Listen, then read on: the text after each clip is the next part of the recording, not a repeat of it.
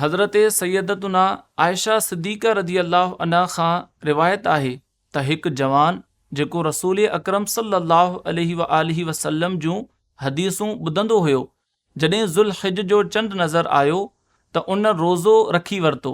जॾहिं प्यारे आका मदीने वारे मुस्तफ़ा सल्लल्लाहु अलैहि व आलिहि वसल्लम खे इहा ख़बर मिली त उम्मत ते महिरबान ॿिन्ही जहाननि जे सुल्तान सल्लल्लाहु अलैहि व आलिहि वसल्लम उन खे घुराए पुछा कयो, तोखे कहिड़ी शइ रोज़ो रखण ते आमादा कयो?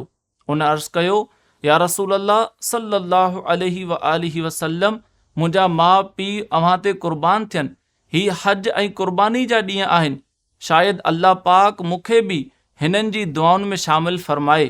हुज़ूर पुरनूर सल्लल्लाहु अलैहि व आलिहि वसल्लम फरमायो, तुंहिंजे हर ॾींहं जे रोज़े जो अजर 100 ग़ुलाम आज़ाद करण जे बराबरि, 100 उठनि जी क़ुर्बानी ऐं राह ख़ुदा में ॾिनल 100 घोड़नि जे अजर जे बराबरि आहे।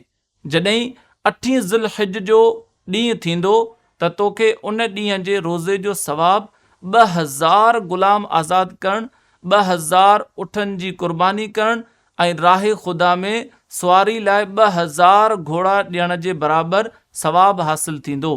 जॾहिं 9 जो ॾींहुं थींदो त तोखे उन ॾींहं जे रोज़े जो सवाबु 1000 ग़ुलाम आज़ाद करणु, 1000 उठनि जी क़ुर्बानी करणु ऐं राह ख़ुदा में सुवारी जे लाइ 1000 घोड़नि जे अजर जे बराबरि सवाबु मिलंदो।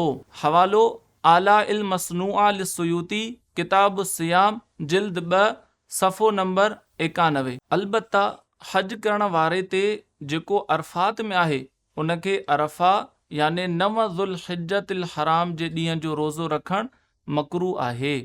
हवालो बहार शरीयत, हिस्सो 5, जिल्द 1, सफ़ो नंबर 1010।